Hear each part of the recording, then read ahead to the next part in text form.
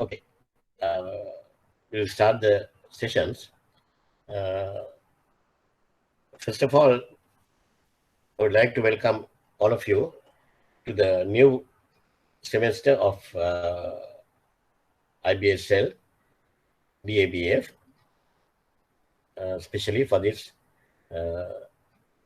subject, international trade and finance. Last year, this was done by one of another colleague. And now he has migrated, and I had to do this presentation also. Well, actually, in the IBSL, I'm doing international trade since 2011, both in English and Sinhalese, as well as I'm the person who is doing the higher diploma in international trade and international trade semester in postgraduate executive diploma in bank management. So I don't know how many people are already there. Can somebody tell me how many people are there?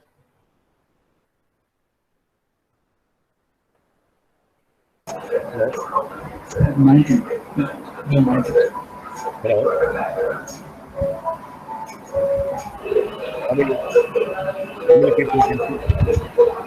Participants? 90. How much? 18. 18. Yeah. 18, 1 8. Okay, right. 1 8. Yeah. Are there any students in this class who are already working in international trade departments in your respective banks? Are there any students who are working in the international trade departments in your respective banks?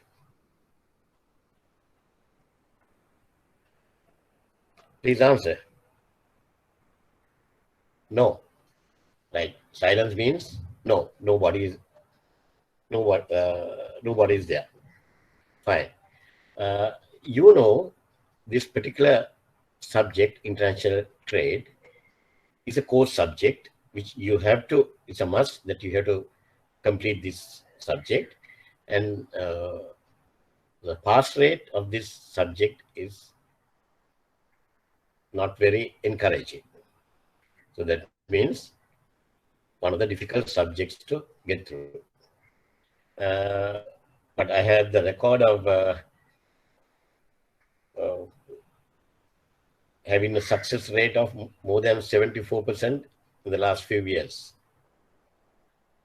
with IBSL International Trade. So I hope you will be one of the parties to that success rate also, because if you study hard and if you follow the sessions, then it will be easy for you to get through the subject. One thing I have to tell you, that is, I know some people, they are not joining these classes. Sometimes they go through it later through the records. But it is always better to join the class and clarify your gray areas in this difficult subject, right? So there are certain guidelines in this class when you are doing, when you are following international trade with me. Number one is, since this is a Zoom one, if it is a physical classes, it's very much easy. It will be very enjoyable, right? And everybody likes to work with me because I'm cracking jokes, and you will like me, right? But when it comes to Zoom, it's a different story. We can't see each other, no personal contact. So therefore, whatever the questions I am asking you, you have to answer. Don't keep silent. Because when you are keeping silent, we are wasting our time, precious time. So please answer. Right? If you don't know the answer, just tell me. Sorry, sir, I have no answer or something. Right? Give me a feedback.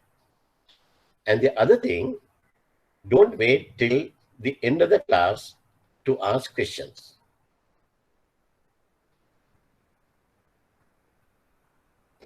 Whenever I'm doing lectures, please stop me. You're free to stop me and disturb me and ask the questions then and there. Right? Don't keep the question with you and then go to the next topic. Better sort it out then and there. Right? Sometimes you will be having questions other than what I'm telling you, because you all are bankers. When you are doing your day-to-day operations, whether you are in the trade finance department or whether you are in a branch, you may have come across certain issues related to international trade. Ask me. I'm there to help you. Right? So it is a must. And the other thing, throughout the session, please keep your equipments in the what do you call this? Mute the sound, and whenever I am asking the question, immediately unmute it and answer. එහෙම නැත්නම් වෙන්නේ අර ගෙදර ඉන්න බල්ලෝ කෑ ගහනවා ළමයි කෑ ගහනවා හරි අමාරුයි අපිට concentrate කරන්න. Because of you, all the others are also getting disturbed. Right? Right. Normally, my practice is to have a chat with my students to get to know about your details, your bank, your name, your banks, and the areas you are working, small things, because we are going to work as a team for the next couple of weeks, most probably a couple of months, right? So therefore, it's always to have a open environment. But unfortunately, if I ask you to give a self-introduction of yourselves, I don't think not only 4 or 5 people will talk. Others will keep quiet, right? So anyway, when we are going forward, please ask questions and then we'll try to get the things sorted out. Right. You know my name. I'll give you a small self-introduction of myself. You can see my name and my professional qualifications. I'm a career banker and a professional banker with over 45 years experience in banking, out of which more than 32 years in international trade. International trade is my specialist subject. I started my banking career in 1973. 46 years is very much more than your age. I know most of the people. I started my career in 1973, and I was the head of trade at Standard Chartered Bank, Colombo. Are there any people from Standard Chartered?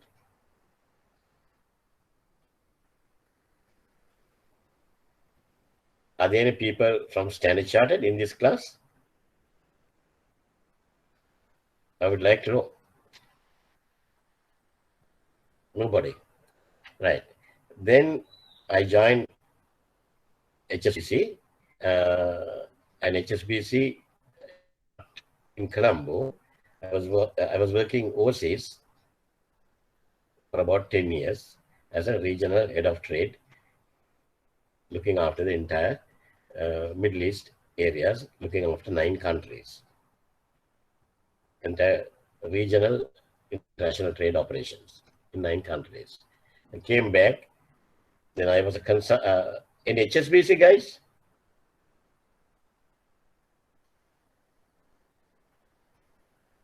Can you hear me?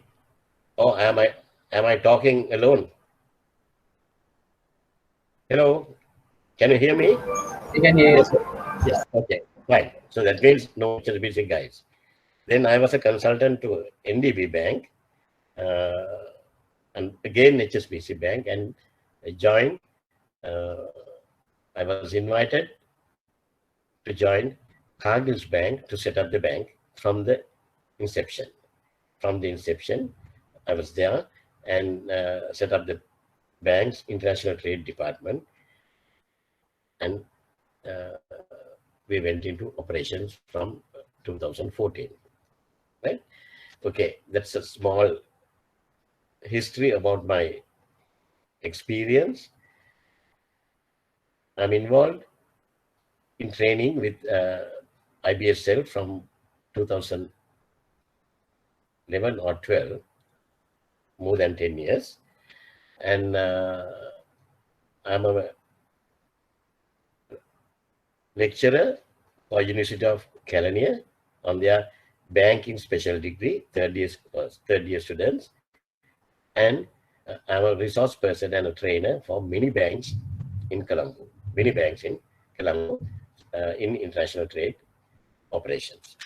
Right? So that's my background. So you are going to work with a person like that. Fine.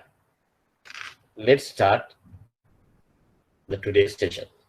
Today we are going to discuss about introduction to international trade and the methods of payment. And here we are going to discuss what is international trade and how the international trade differs from domestic trade. Then we are going to talk about the concept in international trade, uh, absolute advantage, then comparative advantage in international trade, then parties to international trade. Then we are going to move to objectives of buyers and sellers, like that, a general introduction to international trade. Then next week, we are going to start discussing the trade documents, which is very vital for people who are doing the international trade, and then to discuss about the payment methods. Right? So every class is going to be very, very important, and you will get questions from every class, right? And not today, but next few sessions, I will be giving you, time to time, I will be giving you uh, questions and some exercises for you to do as your homework. You have to do it. And then only you will be able to, then only I can prepare you to face the final exam, right? So you all have to work like that. Fine. Are you agree? Are you agree?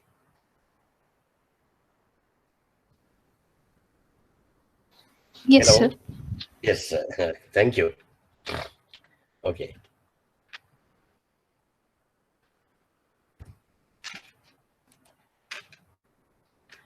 What is international trade? The first question is, what is international trade? Now, international trade is the exchange of goods and services or performance and capital across international borders. Across international borders.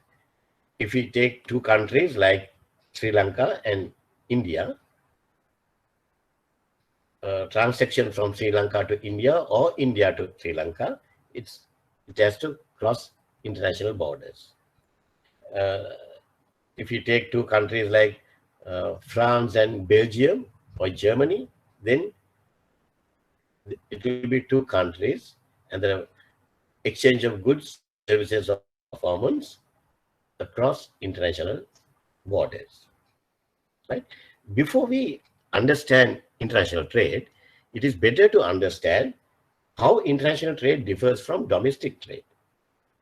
How international trade differs from domestic trade. Have you people have done domestic trade? Have you people have done domestic trade? Shanali, have you done any domestic trade?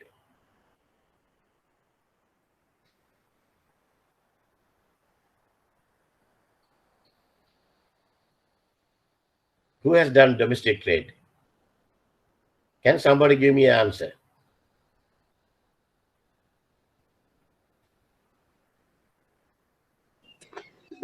We buy day-to-day goods. I think it's domestic trade.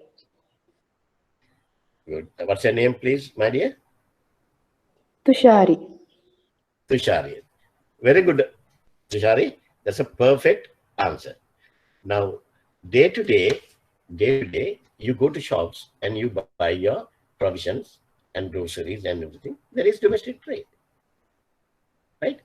And sometimes I know you guys want to buy a shirt to go for a wedding. You have the suit and you want to buy a shirt. So the guys will go to shops like Hamidia's or what some other uh, big stores and look for a shirt. There will be so many shirts, so you can see the shirt, you can see the color, which is matching your suit and everything, and then you can touch it and see the texture and design everything, right? Some people like tight or slim fit. Some people say no, it should be regular, right? So whatever your choice, and then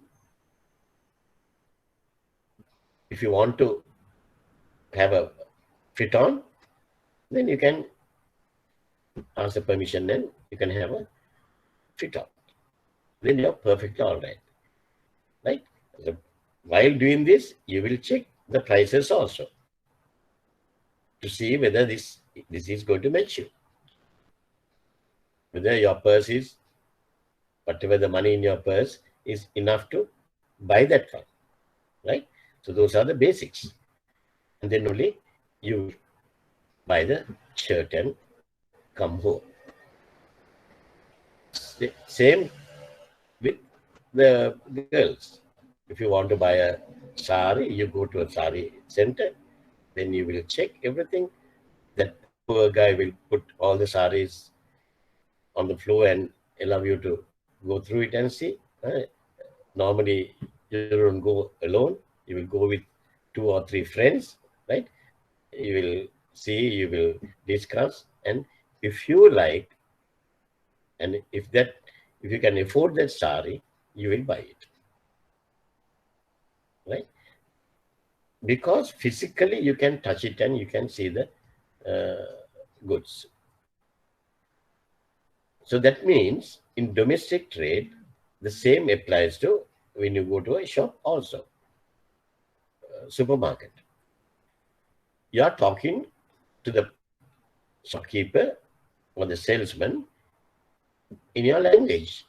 If it is Sinhala, අපි සිංහලෙන් කතා කරන්නේ. අපි එතෙන්ට ගිහිල්ලා we are not going to use French or other Japanese language. You may be an expert in Japanese language, so you are not going to communicate with that guy in Japanese language. It's a common language, right? And it's the same culture and the same law, because all these places are domiciled in our country, which will govern by the same law, right? And absence of custom formalities. You don't have to worry about custom formalities. You don't have to take the goods through a custom barrier. Nothing. All have gone through earlier. They have gone through a custom barrier. Now they are in the racks, right? So absence of custom formalities. Usually relatively simple documentation. Usually relatively simple documentation. What is the documentation? What is the documentation you can have? What is the documentation you can have? Invoice. Invoice. When you go to buy a shirt, are you asked for an invoice?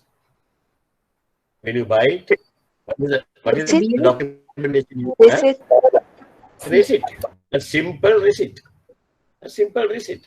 You pay the cashier, they will give you a receipt. So that's your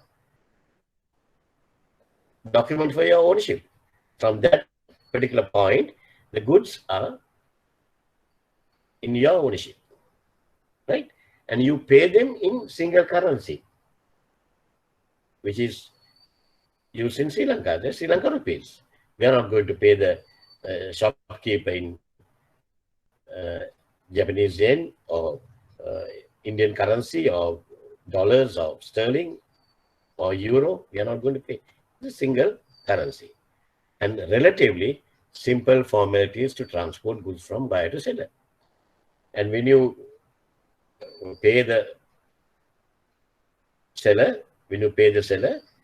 he will give you the goods with the receipt, and then he will put it in either a nice bag or a silly bag, and then you take it home.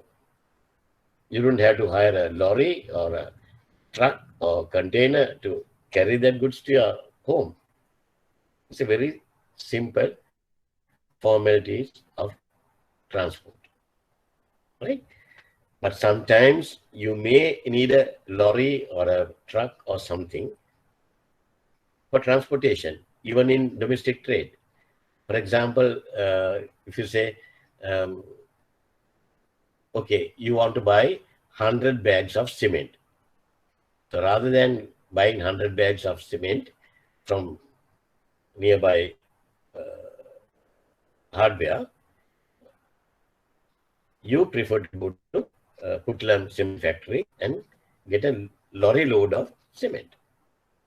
So you go there, it will be packed in bags, and then you hire a lorry and load it, then take the goods to your, whatever your construction site or whatever, unload it, then the transport problem is over, right? But that is not always, sometimes, right? Otherwise, it's very relatively simple formalities to transport goods from buyer to seller. Then we'll see key steps in concluding international trade operation, right?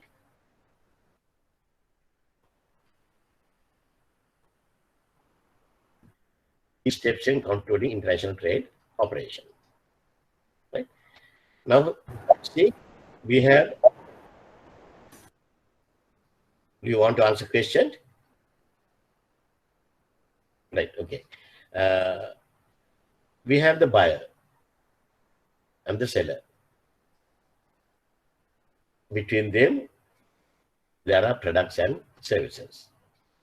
The seller is offering those products and services, and buyer can buy those services or products, right? Then, this is, I'm talking about the international trade, right? This is not the domestic trade. Then, buyer will be in one country, seller will be in another country. Between, first of all, they have to have a contract negotiation. They have to negotiate for the price. They have to negotiate for the goods, right? They have to negotiate for the specifications, everything, quantity, unit price, what are the documentary requirements, the shipping requirements. They have to discuss those things. So normally, the buyer will not go to seller's country, or seller will not go to buyer's country.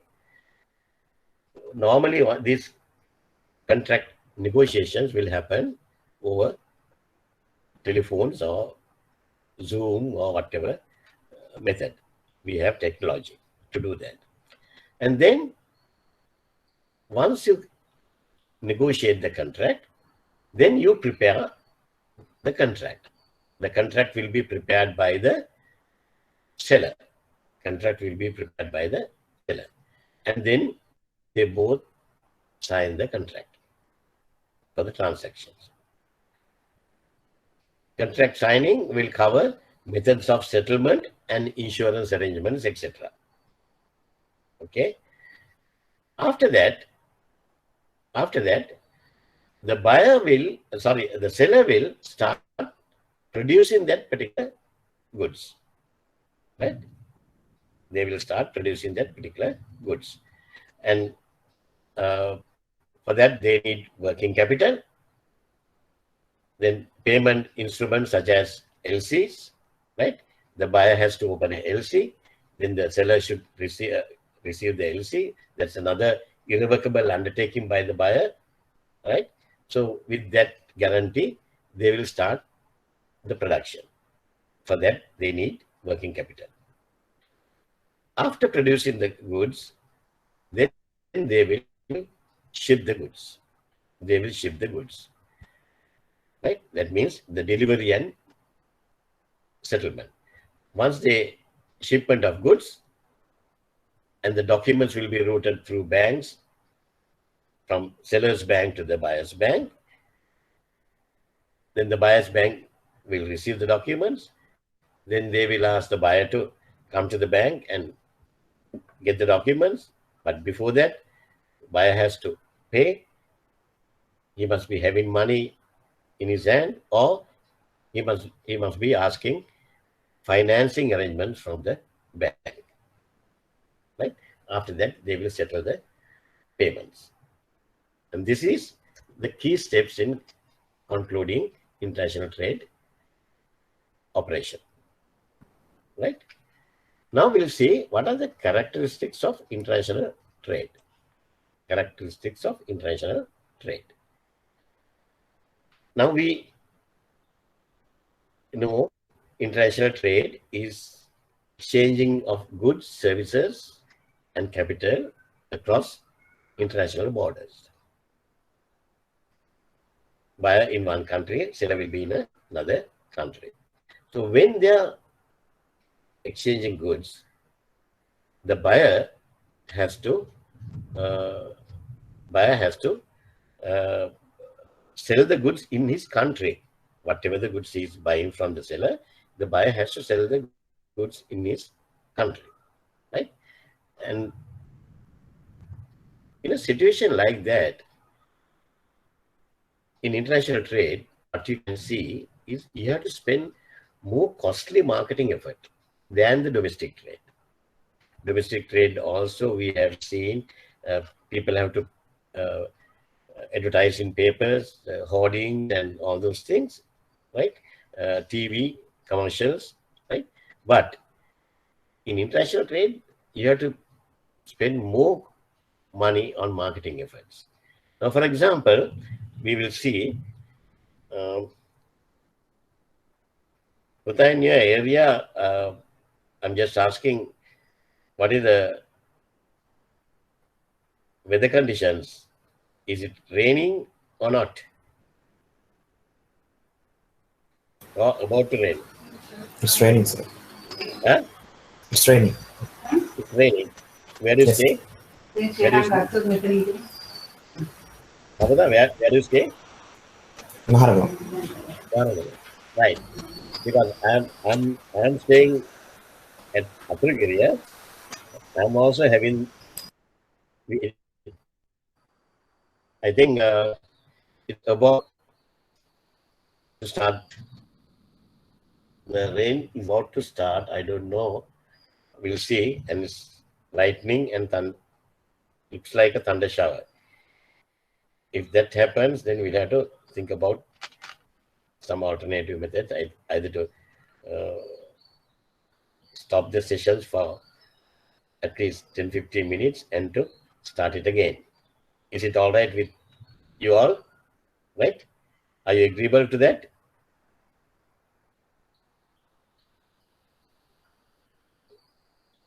Right? I don't know. We'll see. Are you having any other classes after 3 o'clock? No, Just sir. give it. No, sir. No. Yes, Yes, sir. sir. Financial Yes, sir. We management. have. Yeah, thank you very much. Then in that case, even if I have to stop it, we stop it temporarily for 10 minutes or so.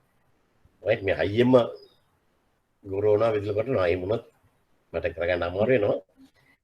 එහෙම වුණොත් මොකද අපේ risk එකක් ගන්න ඕනේ නැහැ අපි 10 minutes maximum 15 minutes will take a break and then I will continue even after 3 o'clock and I'll cover the sessions, right? We'll have agreement among us, right?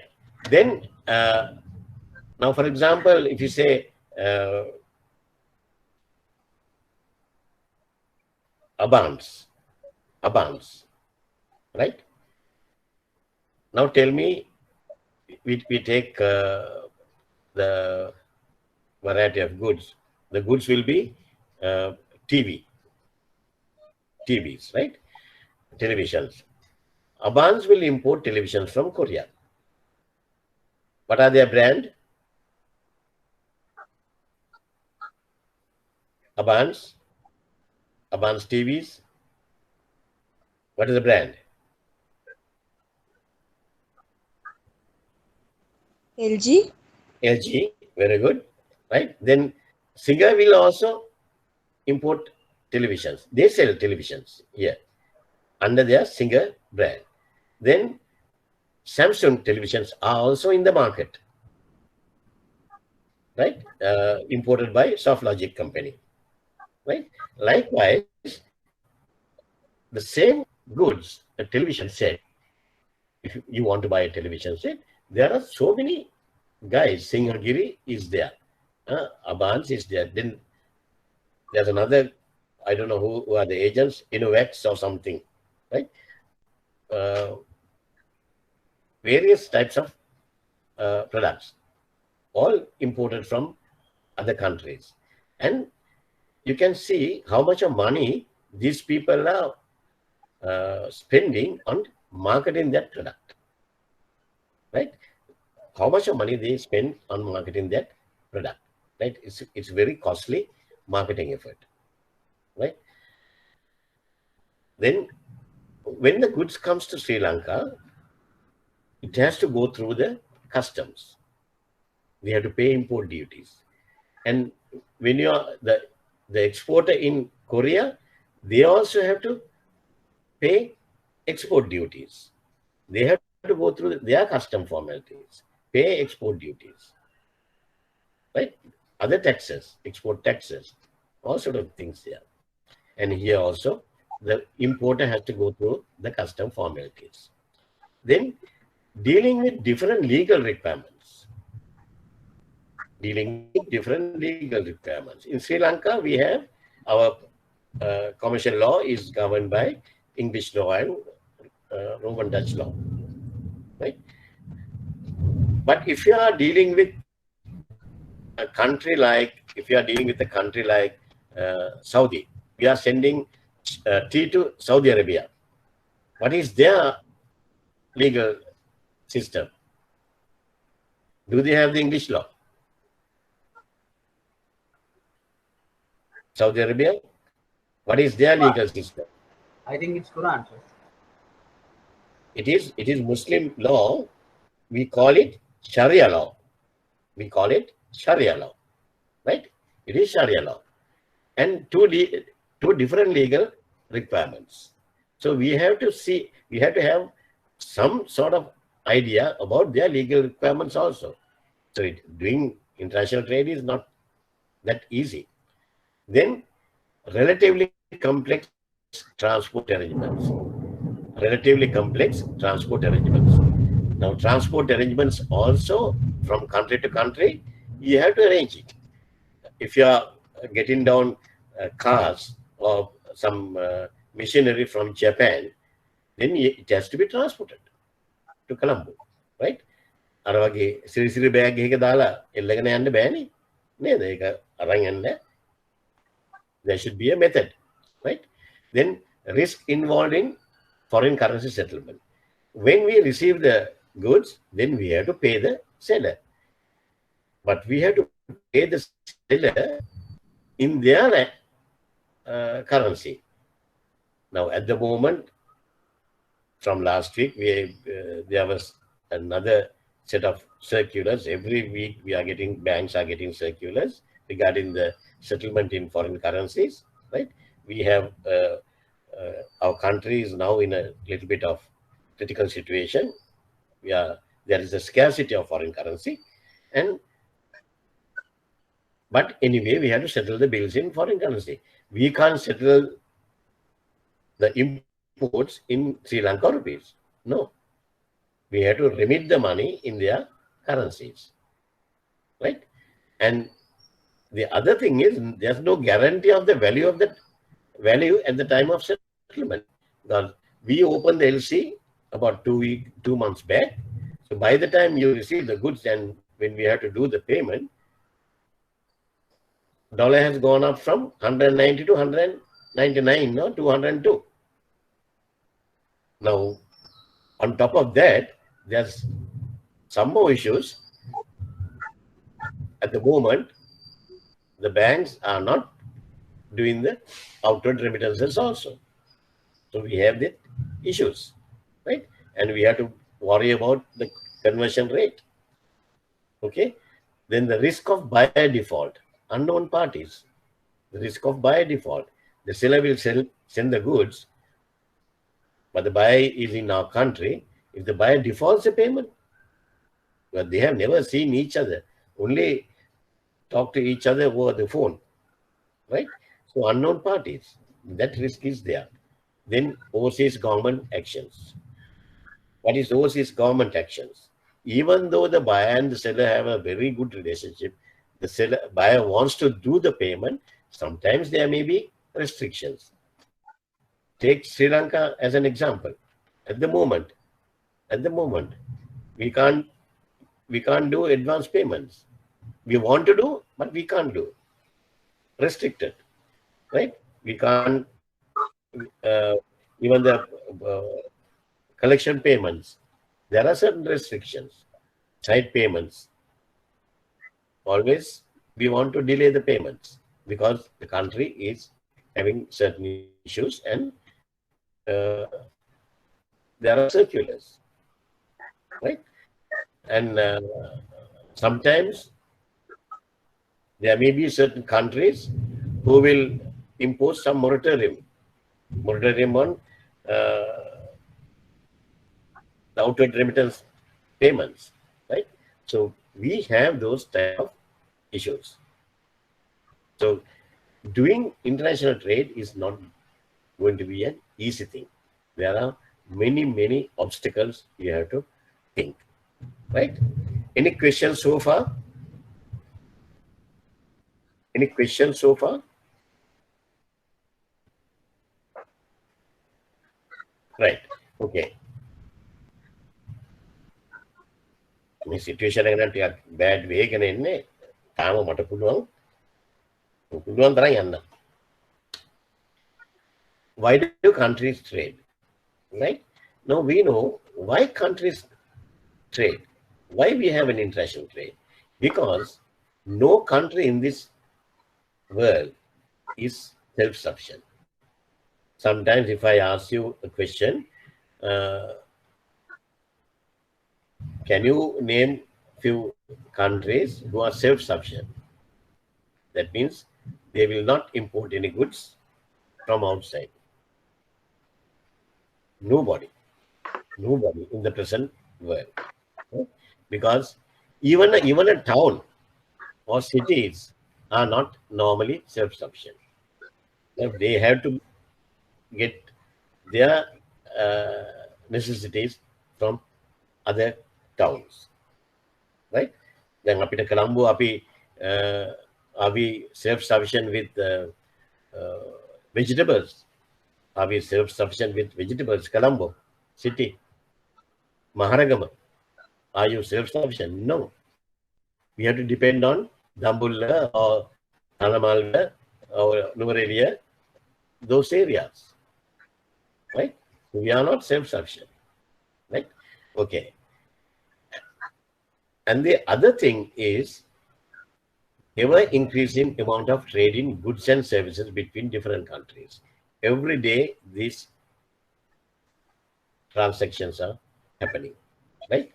So if we can buy certain things cheap, more cheap than we produce it here, then people will go for that. They might think why we should spend so much of money to produce that particular goods, where, whereas we can buy it buy it from some other country for a lesser rate, lesser amount, right? The same product. So that's how people are thinking in this present world, right? On top of that, there are some political impediments also from development of uh, free trade agreements like NAFTA, SMP, and WTO, right? And also, uh, very common ones for us, we have uh, Sri Lanka, India bilateral trade agreements. We have Sri Lanka, we have Yeah, my teacher. Yeah, my teacher. hello, He's scary. we have Sri Lanka, China trade agreements, right? So because of that, uh, international organizations will support the international trade between countries, right? Okay. Then we discuss about the concept of absolute advantage and comparative advantage. Absolute advantage and comparative advantage, the two theories in international trade operations. International trade operations are, uh, if you analyze the thing, we can explain how international trade is happening with these two concepts. One is absolute advantage, the other one is comparative advantage. Right? Now, absolute advantage theory was introduced to the world by economist called Adam Smith. That was in uh,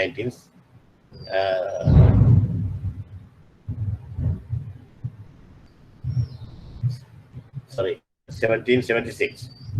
Right? Then theory of comparative advantage and cost was introduced by David Ricardo in 1870. Right? On top of that, the theory of comparative advantage is supported by the opportunity cost theory by Gottfried Habler. So these are the three theories that will give some explanation on why countries are doing international trade operations, right? Uh,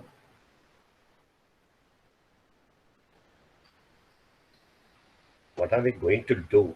Can you please give me? I'll check with IBSL. Oh,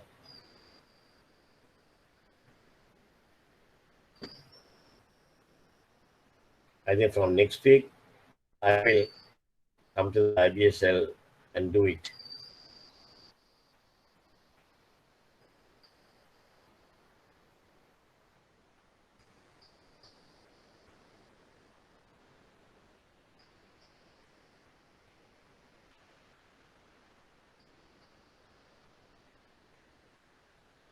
Okay.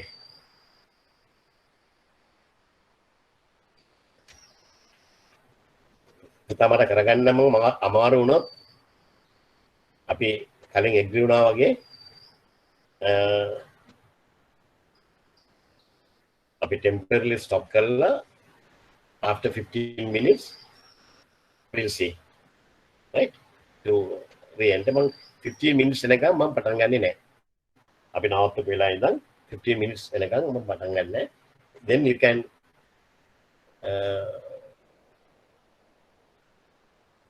reconnect to the session.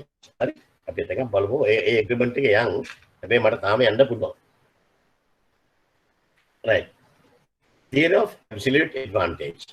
Now each country, let's see this, like this, still I can continue. What about you guys? I haven't got any feedback. Now I am planning my next steps, but what about you? You have already exit or you are still with me?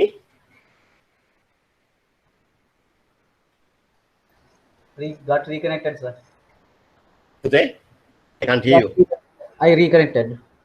You reconnected? Right. Yeah. Are there any more students? Can you see the participants, number of participants? Yes, sir. How much? 24. 24. Huh? 24. 24. Now, I spoke to IBSL as I have planned. Still, I can do it. I will continue. If it worst comes to worst, the worst case scenario, I will stop it and restart after 15 minutes. Right? If not, IBSL will put some messages to you, and even after 3 o'clock, I'm going to start and finish the sessions. Right? පොඩ්ඩක් බලමු අපි. නැත්නම් මේ වැස්ස ටිකක් දරුණුවට එනවා. ඒක ඉන්න පොඩ්ඩක් බලාගෙන කරමු. හැබැයි දැනට මට යන්න පුළුවන්. ඔයගොල්ලෝ පොඩ්ඩක් ready පිටේ ඉන්න. Right. Then we'll start the sessions. Or we'll continue. Theory of absolute advantage. Right? Each country has their own advantage of producing a particular goods as opposed to another. That we know. If we take Sri Lanka, Sri Lanka has the absolute advantage of producing tea. Why? Canada has wheat. Canada will produce wheat, right? And Caribbean islands, they are famous for bananas. And their main crop is banana, right? Even though Sri Lanka can grow sugarcane, it has been proved that importing sugar from Brazil or Singapore is cheaper. You must be thinking, is Singapore is producing sugar? No, Singapore is a intermediary trading center, but Brazil is a producer. So we import sugar from Brazil in most cases, right? So even though we can grow sugar cane, we have sugar cane, and we have factories and farms and Sevanagala, Palavatta, right? Palavatta, and we have, but that is not sufficient to cater the needs of the country. And the production we do at Sevanagala and Palavatta is more costly than importing sugar from Brazil. Right? So this is a simple theory of international trade. We call it theory of absolute advantage. Right? And why we are having this is due to favorable climatic conditions, natural resources, expertise, and technical know-how. That is why some countries enjoy an absolute advantage in producing particular goods more efficiently, less costly than other countries. Right? In Sri Lanka, we we produce tea because we have the expertise, we have the technical know-how, and we have the natural resources for that, and we have the climatic conditions for that, right? Whereas other countries like Dubai, Oman, Canada, they can't grow tea, right? Another thing is through specialization, these countries can achieve a surplus in production, and such surplus could be traded internationally because they can produce more. First, they'll take it for a domestic use, and then whatever the surplus, they can be traded internationally. Right? We can, with a small example, we'll try to understand this situation. Now, for a commodity with only one factor of production, that is labor, this is one of the important things in absolute advantage. When Adam Smith was submitting his concept, he was only focusing on one factor of production, and he was focusing on labor, right? If one country uses less labor than another to make a given amount of the commodity, that country has an absolute advantage for that product. Okay, with a small example, we'll try to understand that, right? It's easy. There are two countries, UK and Canada, and the goods are wheat. Then we'll see number of hours, man hours to produce 1 ton of wheat. Then another, and they produce cars also. They produce cars also. Then number of man hours to produce 1 car, right? Those are the two products. In UK, when it comes to UK, they need 300 man hours to produce 1 ton of wheat, whereas they need 150 hours to produce 1 car. Okay. Then Canada, when it comes to Canada, they need 200 hours to produce 1 ton of wheat, and they need 250 hours to produce 1 car, right? So if you start give some explanation on this particular one, who has the absolute advantage of producing wheat? Is it UK or Canada? Canada. Canada. Then who has the absolute advantage of producing cars? UK or Canada? UK. That is UK. That is UK. Right? So now we see if UK puts now altogether 450 hours, 300 hours, 150 hours, 450, Canada 200 and 250, 450. So for this example, they have taken 450 hours. So if UK put all 450 hours to produce cars, how many cars they can produce? How many cars they can produce without producing wheat? 3. 3. They can produce 3 cars, right? And Canada, without producing cars, if they put entire workforce or the man hours to produce wheat, how many tons they can produce?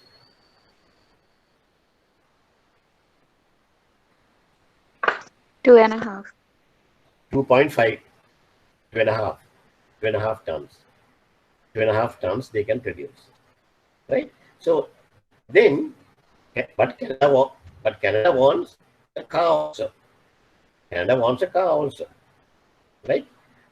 So what Canada can do is, okay, they put all their resources to produce wheat, and they produce 2.5 tons, and they sell 1 ton to UK. That's what they need, right?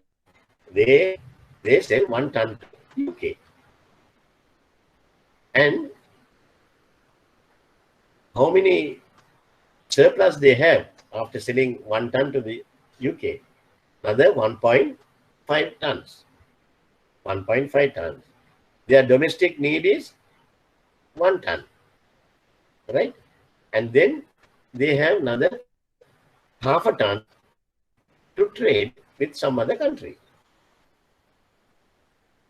And their basic requirement of getting a car also now fulfilled, right? You got that theory.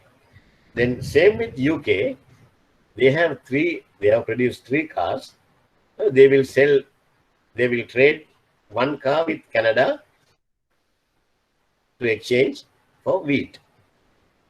And now they have 2 cars. They need 1 car. They can sell the additional car to some other country, right? There is absolute advantage in international trade.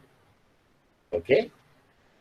Then we'll talk about the comparative advantage, theory of comparative advantage. Now, there is a diversification in the conditions between different countries, right? This is due to different countries being endowed with different production resources. Because of that, certain countries are more productive than other countries in the production of certain commodities. That is common to comparative advantage as well as absolute advantage also, right? So a country therefore has a comparative advantage over another country in the production of that particular commodity. But when we talk about the comparative advantage, always the comparative advantage is based on opportunity cost. Opportunity cost, what we have to sacrifice, right? That theory also. That's why I said Gottfried Habler has talked about opportunity cost theory. Opportunity cost is getting involved to explain the comparative advantage in a more easy manner. I have given you a handout. Right? The handout is uploaded to your study notes. Right? Get a printout of that, and you can read it and get more explanation on this particular one. You can read it and get more explanation on this particular one. Right? I have given a lengthy description on comparative advantage and absolute advantage. Easy for you to understand, but always you get in your exam papers, you will get comparative advantage or absolute advantage or the comparison, right? Then always try to answer the question with a example like this. Otherwise, you have to write pages and pages, and even the examiner cannot be understand what you have written. Right? මම දන්නවා ළමයි ලියනකොට, right? අපේ campus එකේ අපේ භාෂාවක් තියෙනවා. ඔගොල්ලෝ කරන්නේ තෝකම තමයි. right? කැම්පස් එකේ අපි එන්නකොට අපි කියන්නේ ඒකට කියන්නේ සිංහලෙන් කියන අපි හොද මඩේ ගහනවා කියලා. හොද මඩේ ගහනවා. අපිට මොනවා හරි ලියන්න වුණාම අපි ඒක ලියනවා. දැන් මතක නැහැ තව එකක් ලියන්න. ආයෙත් අරකම තව පොඩ්ඩක් කරකෝලා සෙකන්ඩ් පැරා එක යන්නේ අර පොයින්ට් එකම තමයි කරකවන්නේ. ඊගාවට තර්ඩ් පැරා එකට එනකොට තයින් කල්පනා කරනවා දැන් මම මොකද්ද මේක මට එන්නෙම නැහැ ඔළුවට. ආයෙත් අරක ගන්නවා. හරි අපි ඔකට කියන හොද මඩේ ගන්නවා කියලා. ලකුණු හම් වෙන්නේ නැහැ. ඊට වඩා හරි ලේසි, it's much easy, very straightforward. If you can give an answer with 5 lines or 10 lines, maximum 10 lines, with an example, right? Easy for you to explain. And easy for the examiner to understand what you have written. Only thing, you can't bluff. හොද මඩේ ගහන්නේ bluff කරන්න. That is bluffing, right? So always go with the examples. Now, let's discuss about the comparative advantage. Now here, UK and Canada, same two countries, wheat hours to produce 1 ton and cars hours to produce 1 car. Thank God. I think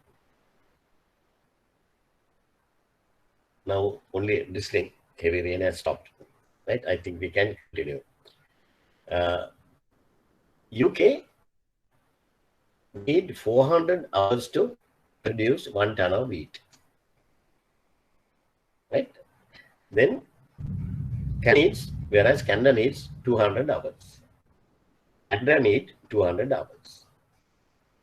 Cars hours to produce 1.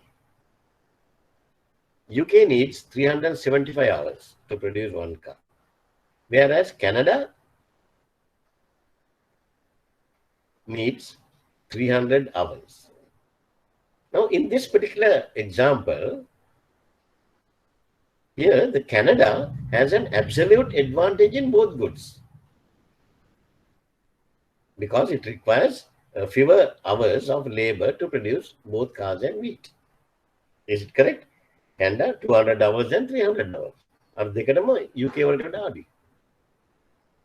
Right? So it is much straightforward. But when we see the opportunity cost and when we go forward, the scenario is getting changed. When you apply opportunity cost theory to this comparative advantage theory, right? Even though at a glance you can see Canada has an absolute advantage in both goods, right? Another thing is when we talk about absolute advantage, it's always about one certain good, particular good. But in comparative advantage, always with a bunch of goods, right? Now the opportunity cost of producing these goods can be shown as below, right? Now, again, we go back. Do you guys, if you're having a calculator or something, just do the calculations and see.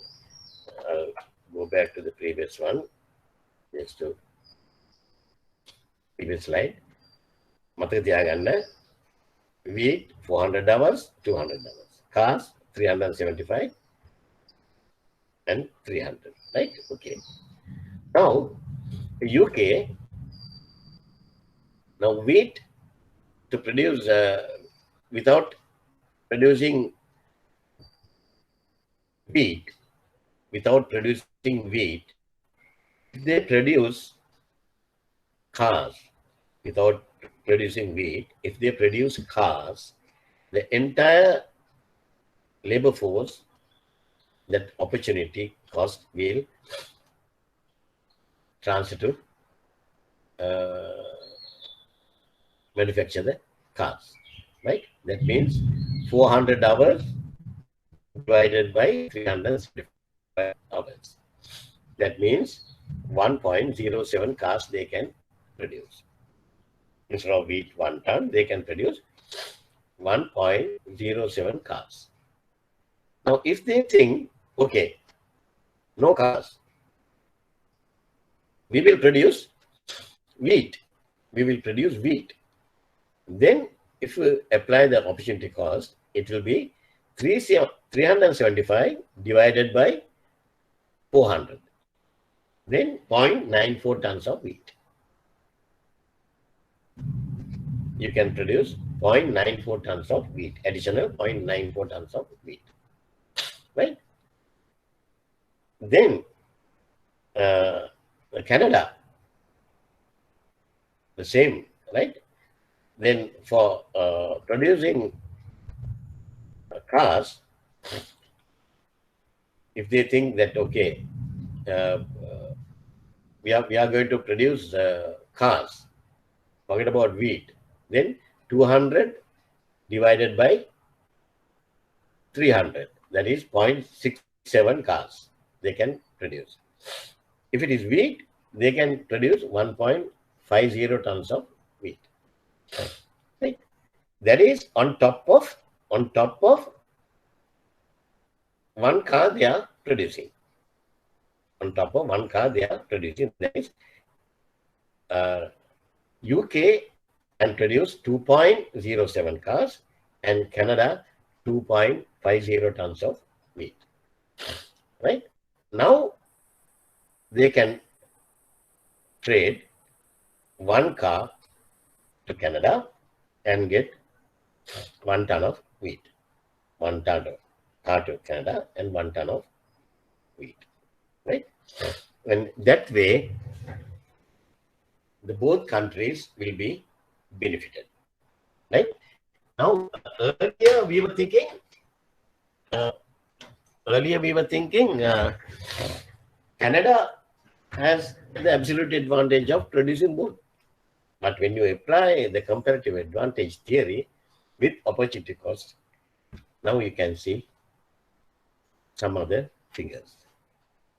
Right? The entire explanation I have given in my handout, you can read it. The opportunity cost means, under this theory, if a country can produce goods at a lower opportunity cost compared to another country, it has a comparative advantage in producing such goods. Right? And the opportunity cost is the value of resources sacrificed from another product to produce a particular product. Right?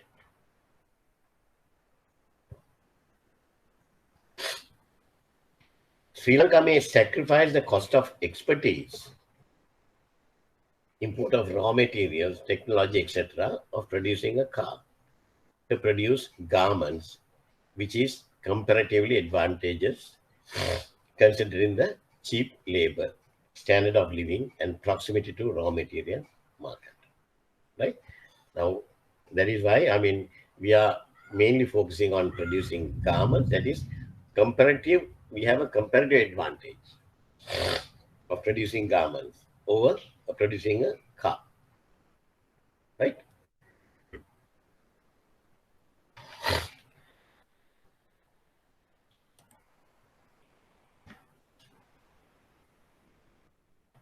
Okay. Now we will move on to the next sub-heading. That is the parties involved in international trade. Parties involved in international trade. Who are the parties involved in international trade? The main parties. Can somebody can you give me a few parties?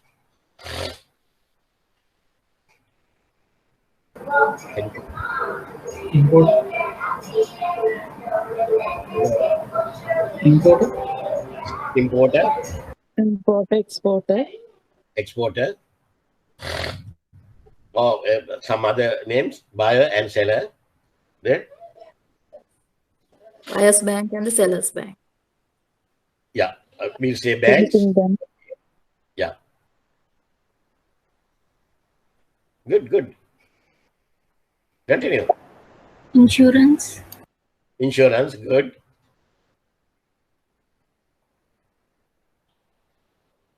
Good. Career. Fun.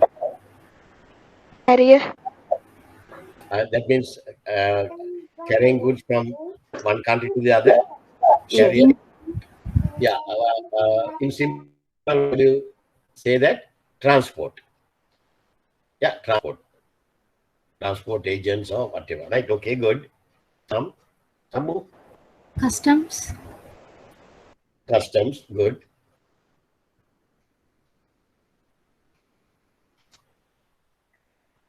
එකක් කිව්වේ නෑ මට buyers and sellers කිව්වා. But all the sellers are not producing the goods. Manufacturer. Very good. What's your name? Tushari. Pardon? Tushari. Tushara. Tushara, what's the bank you're working for? NDB Bank. NDB Bank. Yes. NDB Bank. NDB Bank where? Credit Department. Malabar. Very. Huh? Malabar. Yes. Right. Okay. There. I was a consultant to NDB for about 3 years. It's a Malabar. Right. The buyer and the seller. Give me 1 minute.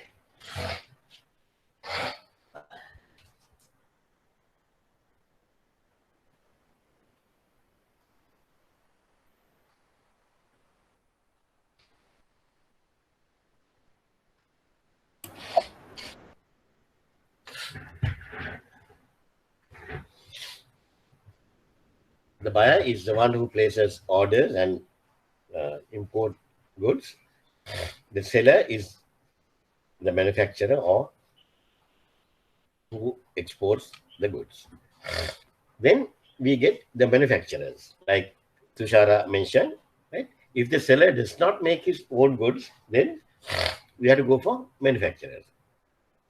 Now, for example, if you say buyer, one example is Marks and Spencer, UK, our garments, right? The seller is Mars or Brandix. They are the people who will export. The manufacturer, there are certain, they give subcontracts to small garment factories. And they are the people who are manufacturing, right? Then the shipping company or airline company, because transport the goods overseas and issue bill of lading or airway bills as receipt of goods, right? Then shipping companies or airline companies. Then you get agents. Agents. We talk about agents who represent either the buyer or seller overseas, right? Shipping registries. Shipping registries. Why we have to have a shipping registry? London Lloyd's, they maintain shipping registries. They are the people who ensure that the carrying ship is seaworthy. Carrying ship is seaworthy. Now, we had a disaster recently, Express Pearl, right? Which got caught with fire. And sometimes for a long voyage, right, we have to check whether the ship is seaworthy. එහෙම නැත්නම් අපේ මිනිස්සු කොහෙද 1912 වල ගිලා බැස්ස මේ Titanic sheep එකක් ගොඩ ගත්තොත් ඒක බඩ ඒ ජාති මිනිස්සු ඉන්නේ. So we have to see whether the ship is seaworthy. When you check the shipping registries, you can find when the ship was built, when the ship was first berthed, right? Then the age of the ship and everything, the capacity and everything, right? Normally, for a long distance voyages like Japan to Colombo, then New York to or London to Colombo, we look for ships less than 20 years old. Less than 20 years old. ඊට වඩා පරණේ අපි ගන්නේ මේ short distance running වලට තමයි ගන්නේ. Right? So we need shipping registries also. Then Chamber of Commerce.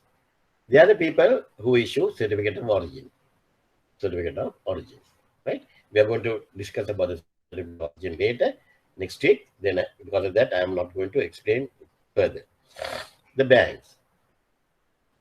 They are the people who participate in most trade transactions, from full financing to the processing of simple remittances. Without banks, nowadays, it is impossible to do international trade. We are the intermediary party.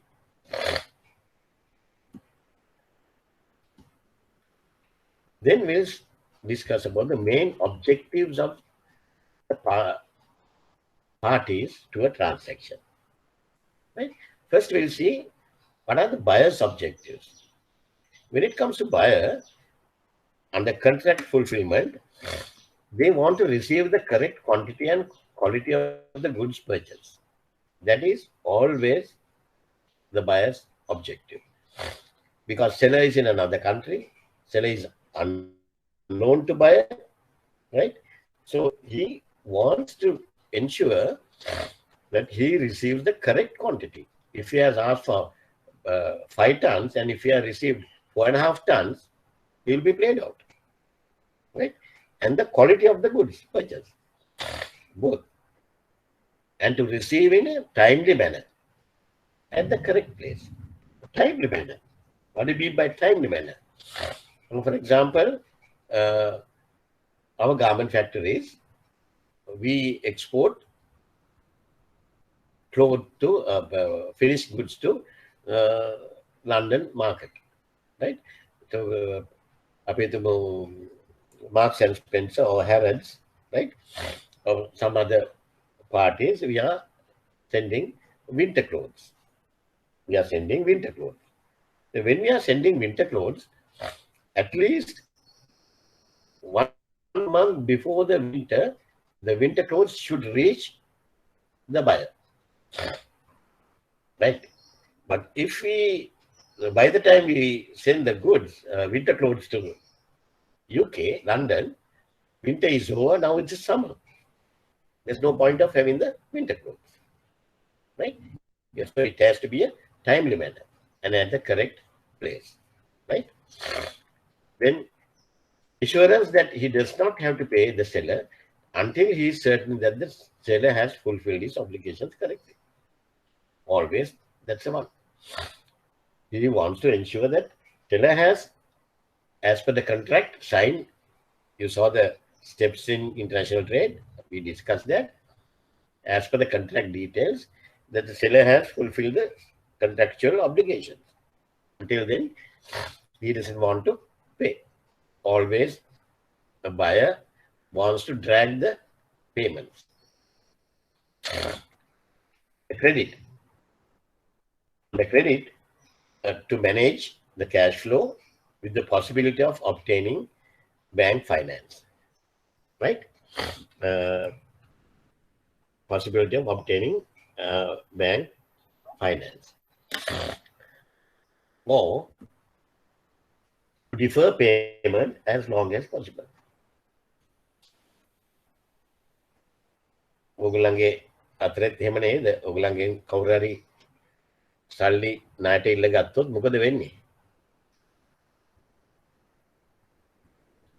අපි ඉතින් අපිත් බැංකුවල හිටියානේ.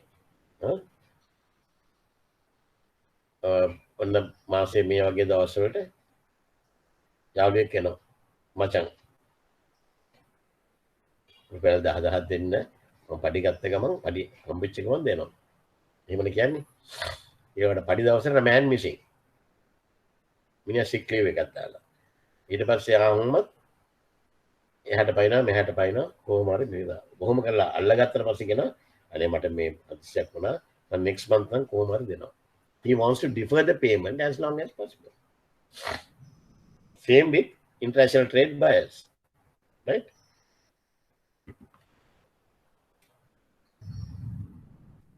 Convenience. Using an intervening third party in whom both buyer and seller have confidence. What is this third party? Using an intervening third party in whom both buyer and seller have confidence. What is the third party? Can someone give me the answer?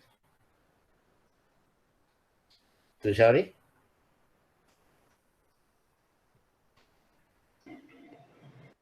Sorry sir, වැස්ස නිසා ඇහෙන්නේ නැහැ පොඩ්ඩක්. ඇහුන්නේ නැහැ කියපු එක.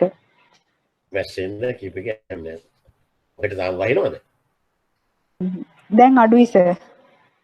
Where do you stay, Tushari? මාළේ sir.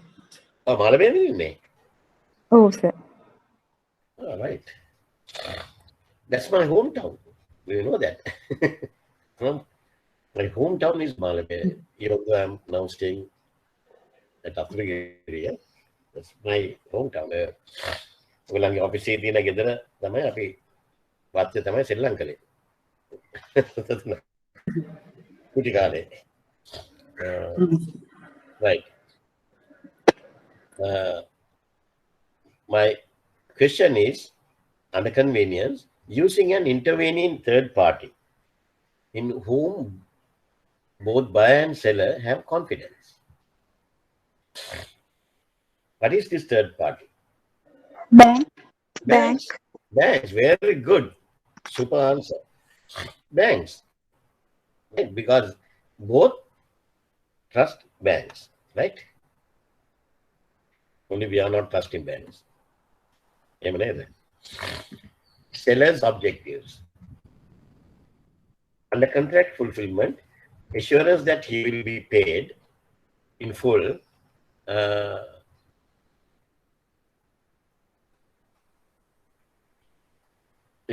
within the agreed time limit and deliver the contracted goods or services as quickly as possible. He wants to deliver it as quickly as possible, right? That is his objective. And he wants prompt payment, seller, a prompt payment on completion of his contractual obligations. Everybody wants that.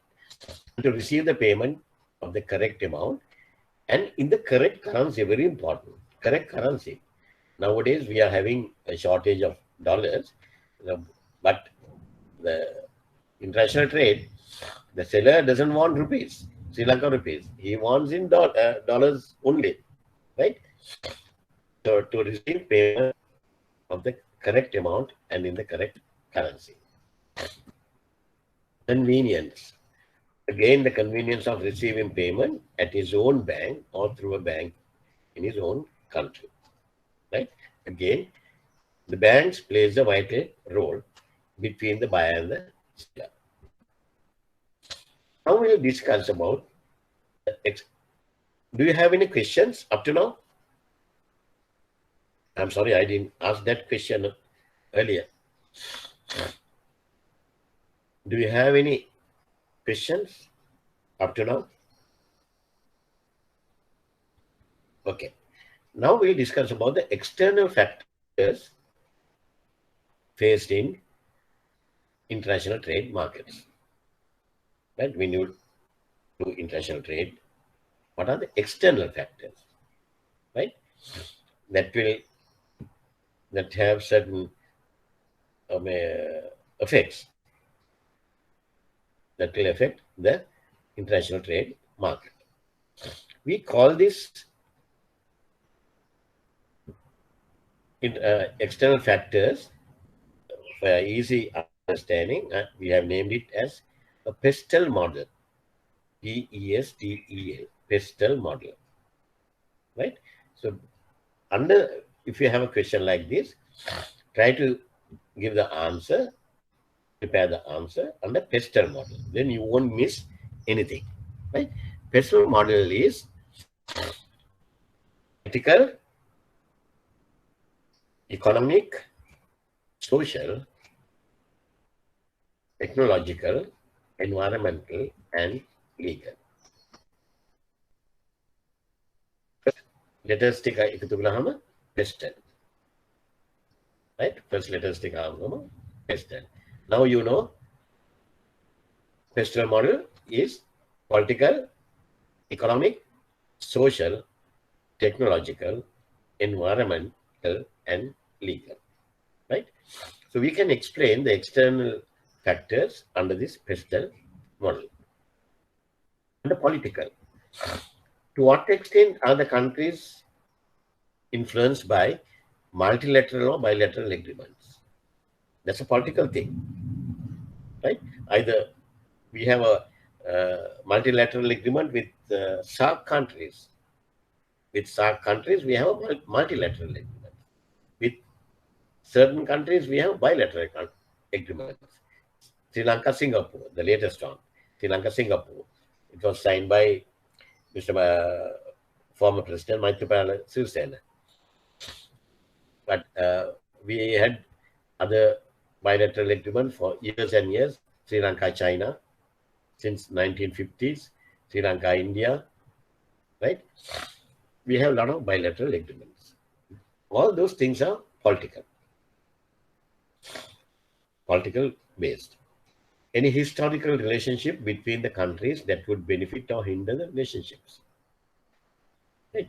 Any historical relationships between the countries that would benefit or hinder the relationship. ඒකත් අපි දන්නවා දැන් අපේ India අපි මේ දවස්වල not very good relationship. Because of that, they are also trying to stop certain exports to us. That has certain effects on our international trade, right? Then Covishield vaccines also, I mean, they are not sending because there are certain politically certain activities, political activities behind the scene, right? Those relationships, right? Then what is the political regime of the country?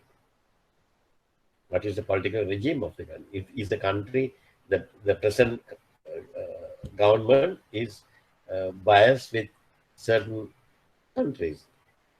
Now, take example, Sri Lanka. Right? At the moment, everybody knows that we have certain bias towards China. Because of that, India is against. Right? That's a known fact.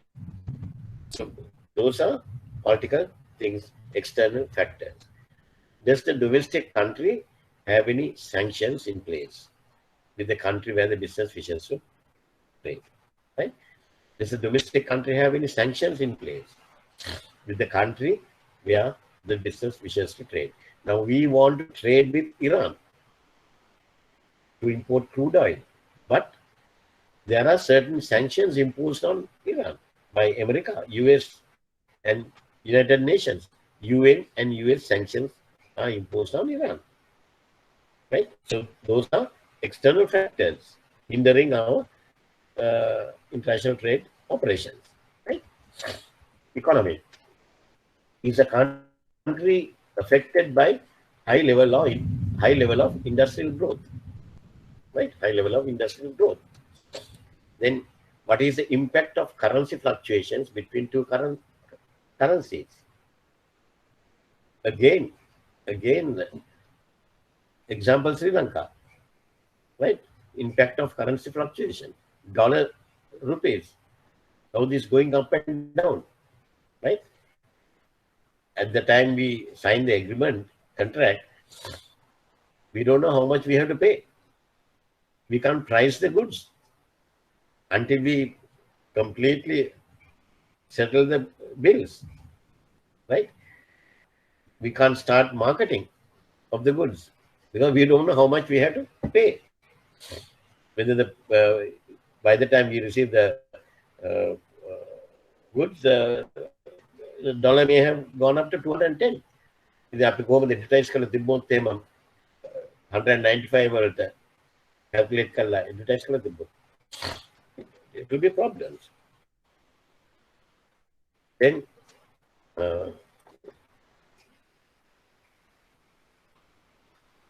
do the two countries share the same currency, or their currencies pegged? Do the two countries share the same currency? Euro, France, Germany, Belgium, Italy, they all use same currency. So their transactions are very easy. There won't be any exchange losses. Same currency, right? And some countries, their currencies are pegged. Some countries, their currencies are pegged. When I first went to HSBC Middle East, I was based in Dubai. In 1997, it was 3.66 dirhams to $1, $1 US. $1 US is equals to 3.66 dirhams. I left Dubai after 10 years, 2007. The conversion rate was $1 equals to 3.66 dirhams. No change. How about Sri Lanka? During the last 10 years, from 135 to 200 to 203. That 202, 203 is artificial. Central Bank wants us to keep that figure. Otherwise, black market has gone up to 220. Right? See the difference. Fluctuation. But those countries, their currencies are pegged to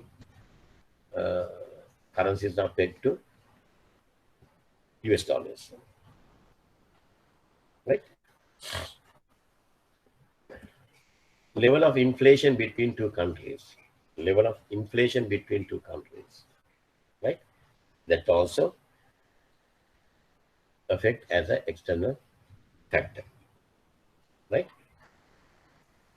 Employment level of two countries. Employment level of two countries. These are economic factors. Then social. Are there any religious or cultural differences?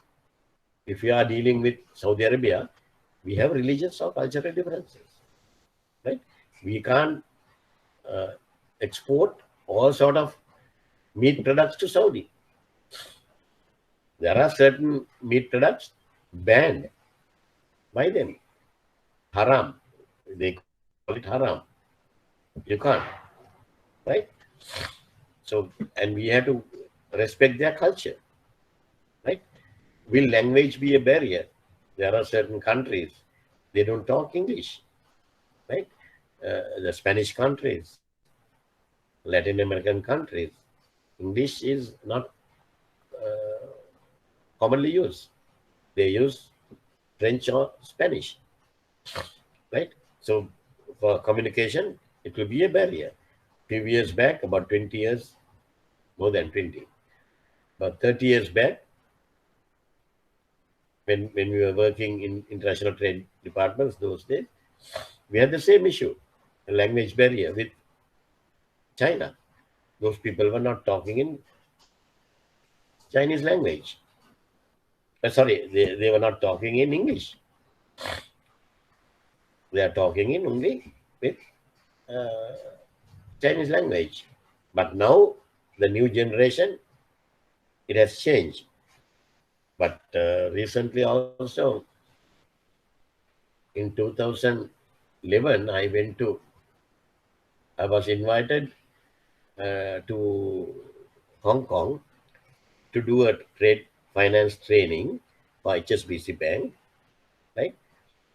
And then I went to Guangzhou, that is China, to do another training for them. Hong Kong, of course, it's okay, but Guangzhou, when we went to HSBC is a world leading international bank, international trade bank, right? Most of the guys can't understand UCP in English language. So they have translated the UCP to Chinese Mandarin, right? එහෙම කළාම මට මේ deliver කරගන්න මට ලොකු අමාරුවක් ආවා. Language barrier එක මට තිබුණා. Because I don't know the Chinese language, right? So I had to get the help of another colleague of mine, with a Chinese guy who can talk English. So he used to translate certain questions and certain presentations. So that was the issue, right? Our negotiation styles between two countries is different.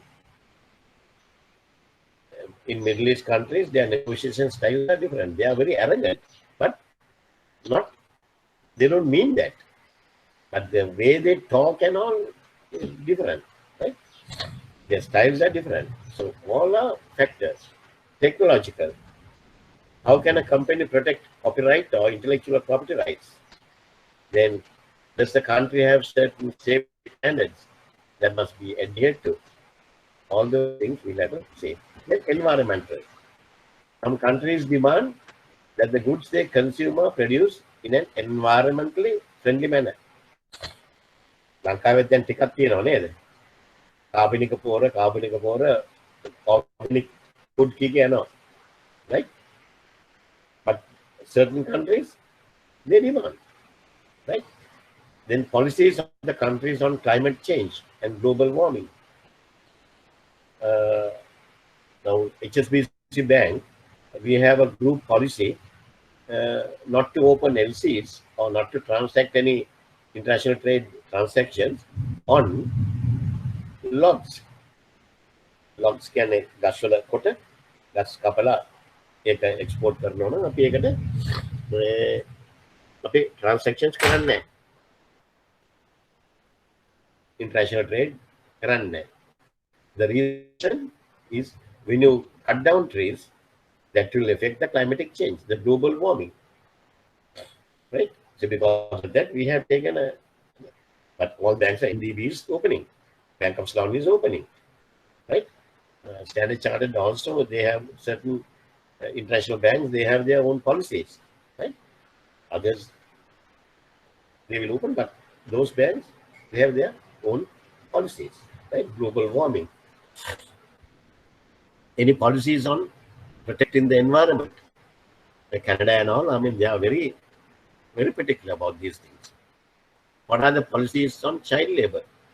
That was a problem China had a few years back, about 25, 30 years back. The America and all the entire rest of the world, they said, we don't want to buy Chinese goods because Chinese guys are using the child labor. Cheap labor, child labor. So they said, we don't want, right? So those things have some effects. Legal, different laws between countries, right? Then employment laws of certain countries, like minimum wage or number of hours worked. European countries, they check all these things. They check what is the minimum wage of that country, right? Number of hours worked. China has changed a lot during the last 25 years. They had to change. That's why they are now one of the demanding countries in the world now. Earlier, they had this minimum wage, number of hours worked. People were working 12 hours, 15 hours. Small wage salary they are getting, right? Internationally, they banned.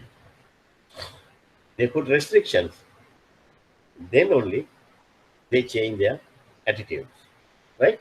Now, those are the pestle method are the external factors affecting international trade operations, right? Any questions on that? Any questions on that?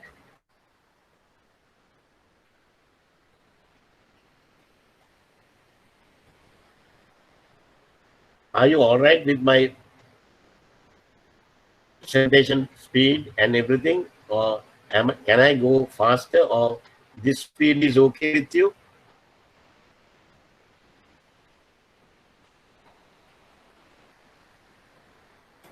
This is okay, sir. This is okay, huh? Okay.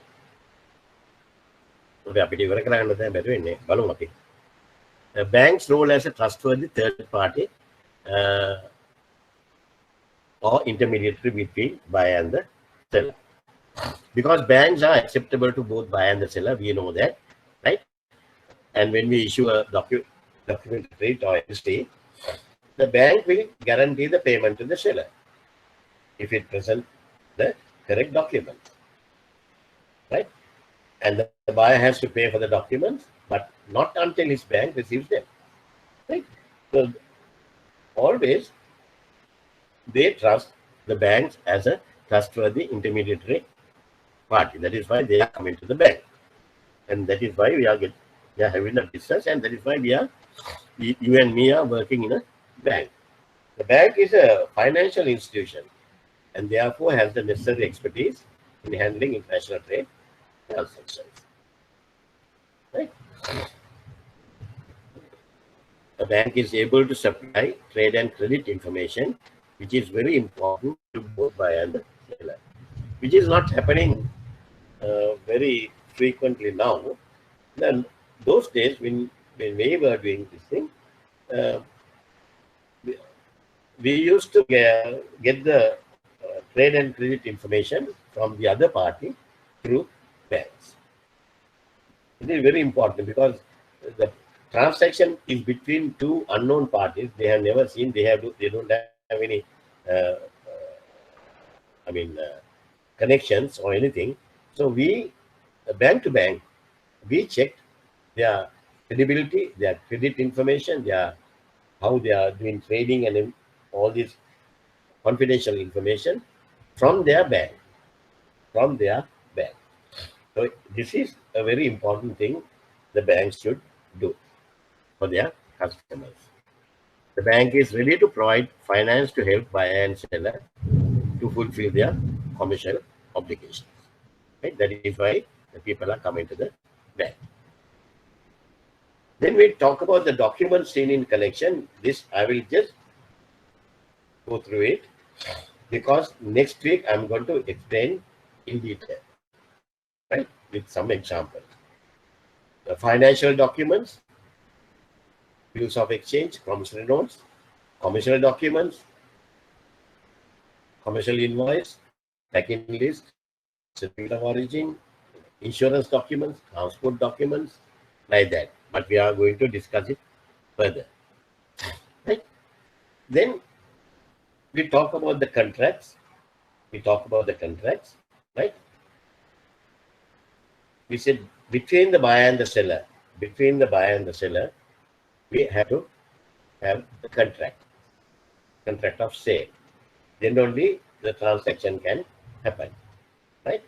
A definition of a contract will differ depending on the country and the law which applies. Always the contracts, when you sign a contract, we have to specify the law governing that contract.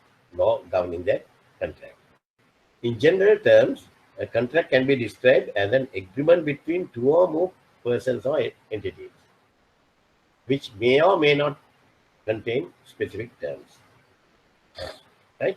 In which there is a promise to do something in return for a consideration. This consideration is a very important thing. There is a promise to do something. The seller is promised to deliver the goods in return for a consideration. What is the consideration? The payment. Consideration is the payment. Right? The contract should always specify the applicable law I mentioned. Once the negotiation process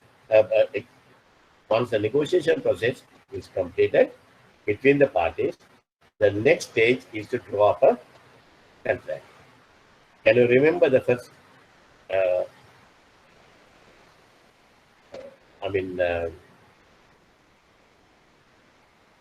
The steps of international trade operations. I gave something.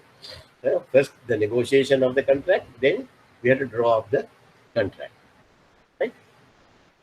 What makes a valid contract? be a firm offer and acceptance of that offer. We have to have a firm offer, right? Even your employment contract, the bank, NDB bank has given you an offer. You will be recruited as blah, blah, blah, blah, and you will be getting a salary of this, and this should be your conduct, everything. Then you have accepted that offer. Then it has become a valid contract, right? Sometimes there can be counter offer also. Offer, counter offer, and acceptance. Now, once they give you the contract to sign, you will go through it. Most of the people, 99.9 people, they will sign it without reading. But when you read, in my case, I always submit my counter offer. I said, no, I am not agreeable to this. What about this? What about this?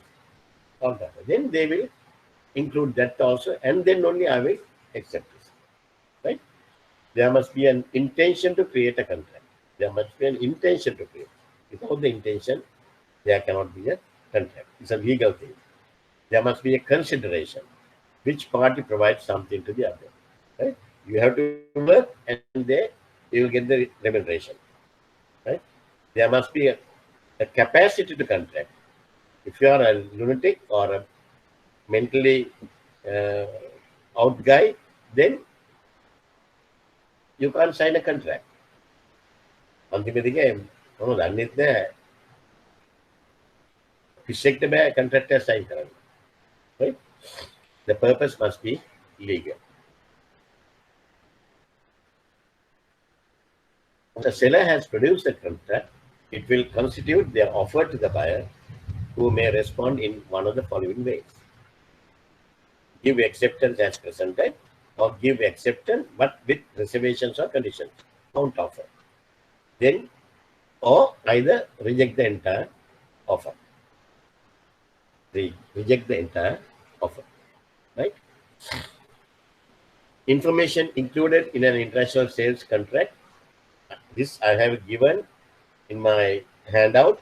You can go through it. I think it's better if I rush through and then complete the sessions today because of the weather condition has worsened, right? All these things you can read from the handout and understand, right? In the types of finance, the banks can finance exporters. That is why the people are coming to the bank, right? Pre-shipment financing, that is packing credit and manufacturing loans. People who are in credit, they know pre-shipment financing. Before shipment to manufacture the goods, you need financing. Then the post-shipment finance, that is once you ship the goods, until you receive the money from the buyer, you need financing, post-shipment, or running an overdraft to cover the expenses of any kind. Right? Yeah. Even for importers will come to the bank asking for import loans for specific shipments or running an overdraft. Right? These are the related publications which we are going to discuss from next week. Right? There are certain international regulations and guidelines by International Chamber of Commerce governing the international trade operations in Sri Lanka, in the world. Right? LCs or documented credits will be governed by Uniform Customs and Practices. In simple, we say UCP, Uniform Customs and Practices, publication number 600. There are 39 articles. Unfortunately, you have to study those articles at least 4 times before the exam. 39 articles, 4 පාරක්වත් කියවලා තියෙන්න ඕන. Right? ඒක තමයි trade fail වෙන්නේ ගොඩක් කට්ටිය. Right? මම කියන්නම් කොහොමද පාඩම් කරන්න කියලා. Next week පටන් ගන්නකොට අපි කියමු. Then URC, Uniform Rules for Collection. DPDA documents, how to handle that one. That is UCP URC 522, publication number 522. There are 26 articles. 39, 26, either 40, 65, neither 65 articles. දැනටම ළමයින්ට උණුවරන්ද දන්නේ. Then URR, Uniform Rules for Reimbursements. There are about 17 articles. Right? ISPP I'm not going to touch because that will not come for your exam. Right? IASP 98 also, up to a certain extent, you have to study because ISP 98 is now little by little operating in Sri Lanka. Right? Recently also I got a call from NDB Bank. They have got a standby LC governed by ISP 98. So they asked me, sir, we have received the thing like this. What can we do? I said, do it, because that's an international regulation. Why you are worried? Then they have referred to your legal department, and the legal manager called me. So we have received a department, trade department has sent us the ISP 98 for us to give the consent. I said, what consent to give? Ask them to do it. But these are international regulations which we have to be guided, right? UCP and URC are, of course, very, very important. Mami හැම එකම article by article I will discuss with you. After that, you can study, right? Then, just for your information, where our trade in Sri Lanka, how is our trading in imports and exports are happening, right? The trade deficit in 2018, every year this is happening. This has widened substantially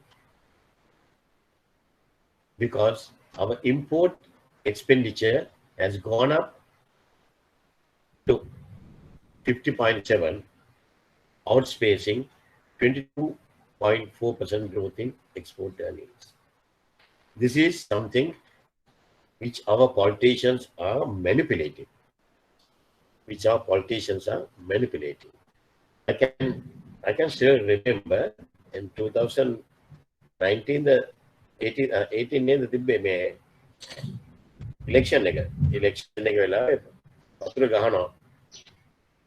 අපි පහුගිය අවුරුදු 4ේදී අපි මේව කළා.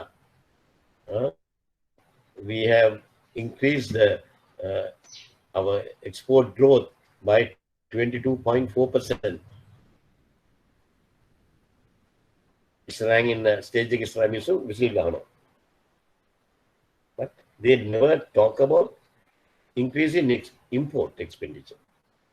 That has gone up by 50.7%, outspacing the growth in export earnings.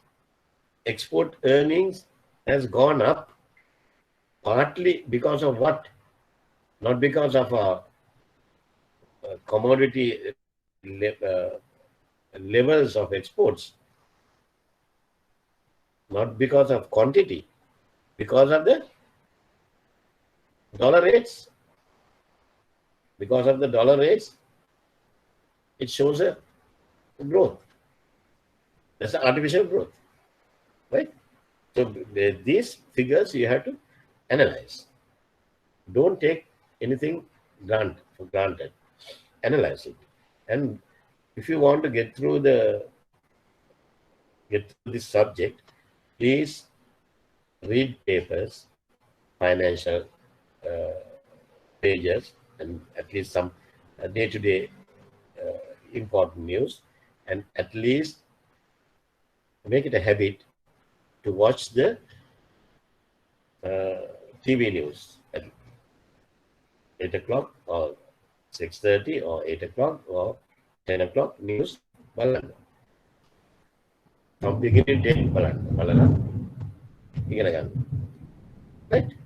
එතන උගන්ට මොනවද මේ වෙන්නේ කියන එක ගන්න පුළුවන්. ඒවැ කියනවා politicians කියනවා ගණන් ගන්න එපා. Try to analyze it. The direction of trade, the major trading partners in 2018, right? India, Singapore, USA, right?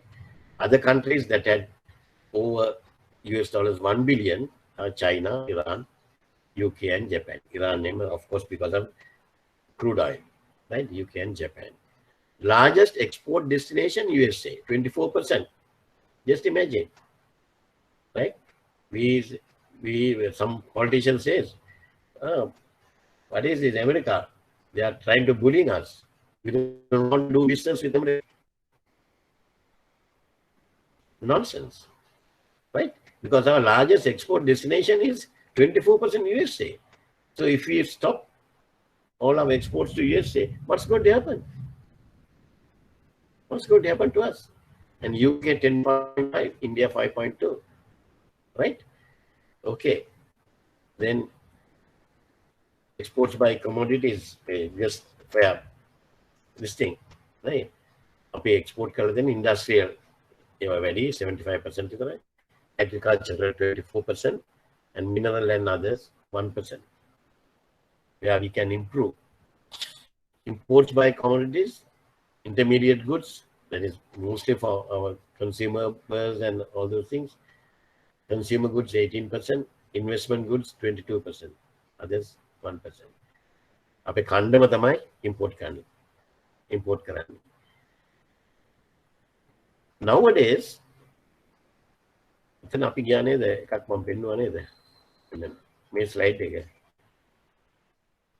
As at 2020, this has reduced. We have reduced the import expenditure. Still, it is very much more than the export receivables, but it has reduced. Why? Can somebody give me the answer? Why? This is what I need from you people. Analytical answers. Why in 2020 it has come down? Increase in imports have come down.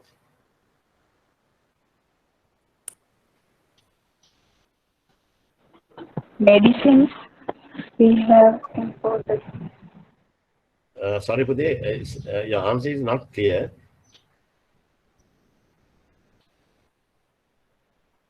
Chutakafo Kianaban?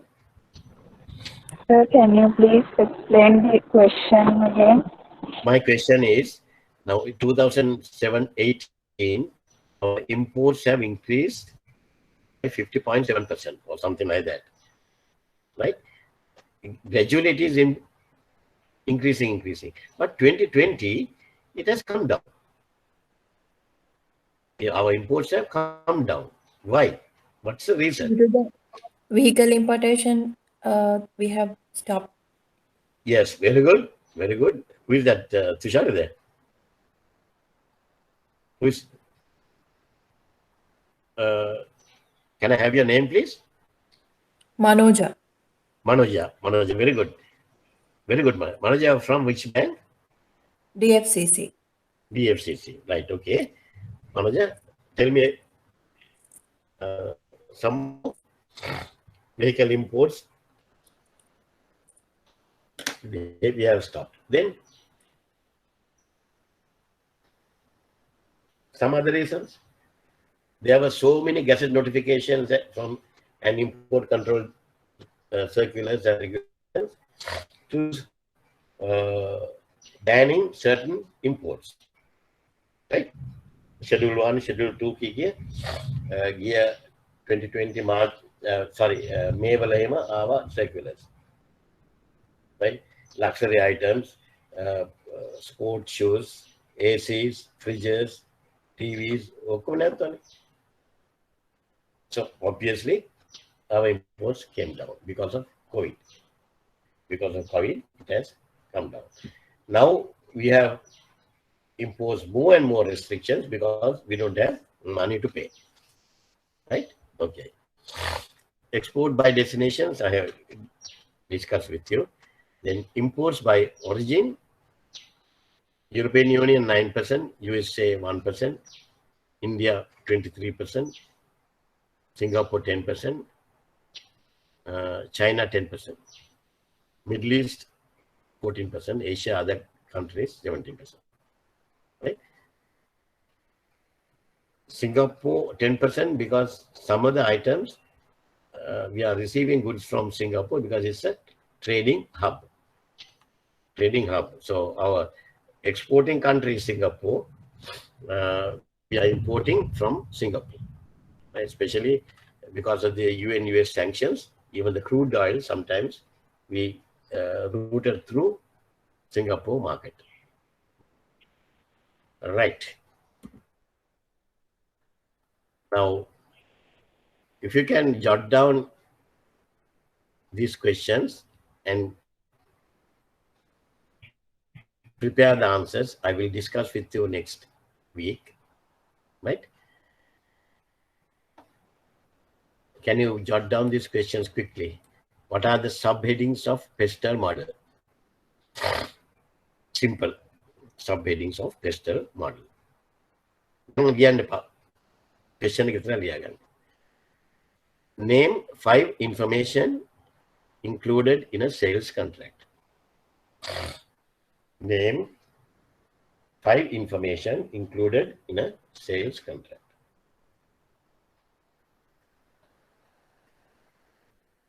What makes a valid contract? Third question. What makes a valid contract? Name 3 of those.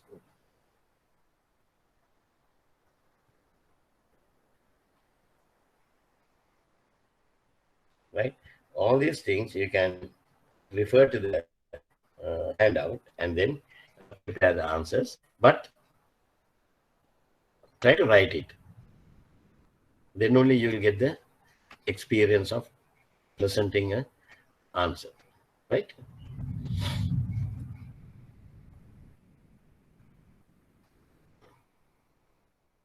Okay. Thank you very much. We managed. Sorry, have taken 10 minutes more, but we beat the rain and the bad weather and we managed to finish it. Right? So next week, we'll do about the documents in trade and then we'll start the payment methods. And I will also upload URC 522. You can start reading URC 522. Right? Any questions? Please ask. Your class is okay because I don't have any other lectures after this. But yeah, Saturday ones, 10:30, 12:30. Then again, I'm starting my DIT class from 1 o'clock. Now I'm free. If you have any questions.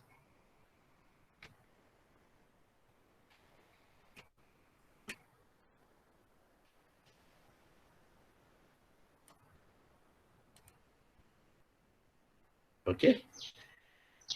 If no questions,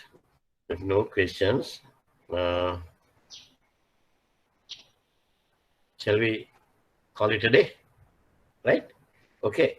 Thank you very much for your participation. I really enjoyed your answering of questions. That's very important. So thank you. A few girls, Manoja, Tushari, Koditya, Putekitya, ගොඩක් answer කළා. මම පොඩ නම් ටික මතක තියාගන්නම්. අනිත් ඇත් ඒ වගේම ගන්න. normally මගේ අනිත් classes වලට physical class එකේදී නම් මම ළමයින්ට topic දෙනවා answer කළා. ඒක මාර ඉදලා උත්තර දුන්නා ඒ දවස්වල. ඒක 74% 75.6% pass rate එක. ඒ ගන්නට ගියේ ඒකේ right. දැන් ඉතින් ටොෆි දෙන්න බෑනේ Zoom එකේ. ඕගොල්ලෝම උත්තර දෙන්න. Right? Okay. Then have a nice day.